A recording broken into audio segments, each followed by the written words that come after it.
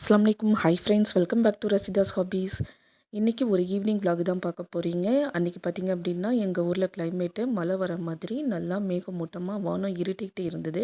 So இந்த கிளைமேட்டுக்கு சூடாக ஏதாவது செஞ்சு கொடுமா அப்படின்னு சொல்லிட்டு கிட்ஸை கேட்டதுனால உருளைக்கிழங்கு வந்து வேக வச்சுருக்கிறேன். பானிபூரி செஞ்சு கொடுக்கலாம் அப்படின்னு சொல்லிட்டு வீட்டில் ஆச்சி மசாலாவோட பானிபூரி கிட்டு இருந்தது. ஸோ மற்றபடி வேறு எதுவுமே இல்லை. ஸோ இதுவே சிம்பிளாக செஞ்சு கொடுத்துர்லாம் அப்படின்னு சொல்லிட்டு ரெடி பண்ணிகிட்ருக்கிறேன். இந்த ஆச்சி மசாலா கிட்டில் பார்த்திங்க அப்படின்னா க்ரீன் சட்னி பேஸ்ட்டு வந்து கான்சன்ட்ரேட்டடாக இந்த மாதிரி ஒரு பேக்கில் கொடுத்துருந்தாங்க. ஸோ இந்த கான்சன்ட்ரேட்டட் சட்னியை வந்து நம்ம தேவையான அளவு தண்ணி ஊற்றி நல்லா டைல்யூட் பண்ணி எடுத்துக்கலாம். ஸோ க்ரீன் சட்னியும் ரெடி ஆகிடுச்சு.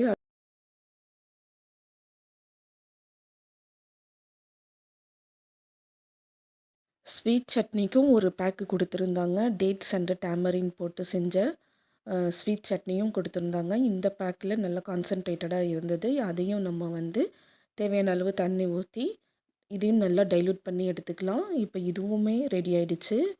ரொம்ப ஈஸியாக இந்த கிட்டு இருந்துச்சுன்னா ரொம்ப ஈஸியாக பானிபூரி செஞ்சிடலாம். கடாயில் எண்ணெய் ஊற்றி சூடானதுக்கப்புறமா பூரி பெல்லட்ஸு அந்த பேக்கில் இருந்தது. ஸோ அதை வந்து நல்லா சுட்டு எடுத்துக்கலாம்.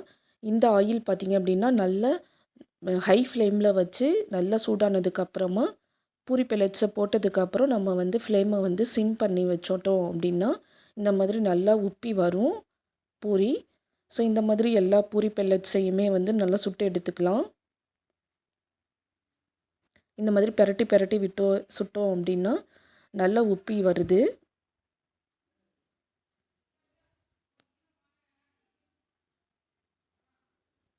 இந்த மாதிரி எல்லா பூரி பெல்லட்ஸையும் சுட்டு எடுத்ததுக்கப்புறமா இதுக்குள்ளே வந்து ஸ்டஃபிங் பண்ணுறதுக்கு ரெடி பண்ணலாம். நம்ம வந்து வேக வச்சுருந்த பொட்டேட்டோவில் நல்லா கட்டி இல்லாமல் மேஷ் பண்ணி எடுத்துக்கணும். இந்த மாதிரி கட்டியெல்லாம் உடச்சி விட்டுட்டு மேஷ் பண்ணி எடுத்ததுக்கப்புறமா இதில் வந்து சீசனிங் பண்ணுறதுக்கு ஒரு பேக்கு தனியாக கொடுத்துருக்குறாங்க. ஒரு மசாலா பேக் மாதிரி கொடுத்துருக்குறாங்க. அதை இதில் சேர்த்துக்கலாம்.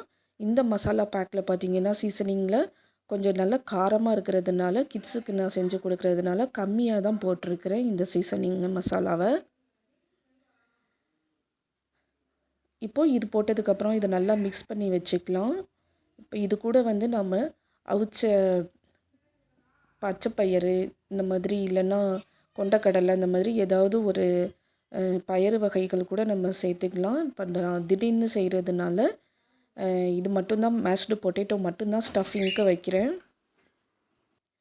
வீட்டில் இந்த மாதிரி கிட்டு வாங்கி வச்சுக்கிட்டோம், பானிபூரி கிட்டு வாங்கி வச்சுக்கிட்டோம் அப்படின்னா கிட்ஸு வந்து ஸ்நாக்ஸு கேட்கும்போது ஒரு எமர்ஜென்சிக்கு திடீர்னு இந்த மாதிரி வெளியில் வாங்கி கொடுக்காம நம்ம வீட்டிலையே ஹைஜீனிக்காக செஞ்சு கொடுத்துக்கலாம். இந்த பூரி பெல்லட்ஸுக்கு மேலே ஸ்டஃபிங் எல்லாம் வச்சதுக்கப்புறமா க்ரீன் சட்னி, ஸ்வீட் சட்னி எல்லாமே போட்டு கொடுத்ததுக்கப்புறம் நம்ம வந்து வெங்காயம் கட் பண்ணி போட்டுக்கலாம். என்னோடய கிட்ஸுக்கு வந்து வெங்காயம் வந்து பச்சையாக சாப்பிட பிடிக்காததுனால நான் இப்படியே வந்து சிம்பிளாக வெறும் ப்ளைனாக தான் போட்டு கொடுத்துருக்கேன். இதுவுமே வந்து நல்லா டேஸ்ட்டாக தான் இருந்தது. இதுக்கு மேலே வந்து நம்ம வீட்டில் பூந்தி இருந்துச்சுன்னா அதையும் போட்டுக்கலாம். மிக்சர் இருந்துச்சுன்னா அதையும் போட்டுக்கலாம். இந்த மாதிரி எல்லாம் ப்ரிப்பேர் பண்ணி வச்சுட்டு நம்ம வந்து லேட்டாக சாப்பிட முடியாது. ஏன்னா இதில் வந்து தண்ணியாக இருக்கிறதுனால இந்த சட்னியெல்லாம் பூரி வந்து ஊறி போயிடும். இந்த பூரி பெல்லட்ஸுக்குள்ளே ஸ்டஃப் பண்ணதுக்கப்புறமா நம்ம உடனே சாப்பிட்றணும். லேட் பண்ணால் ஊறி போயிடும். அவ்வளோதான் ஃப்ரெண்ட்ஸ், இந்த விலாக் நான் இதோட முடிச்சுக்கிறேன். இந்த விலாக் உங்களுக்கு பிடிச்சிருந்தா லைக் பண்ணி ஷேர் பண்ணி சப்ஸ்கிரைப் பண்ணுங்கள். தேங்க்ஸ் ஃபார் வாட்சிங்.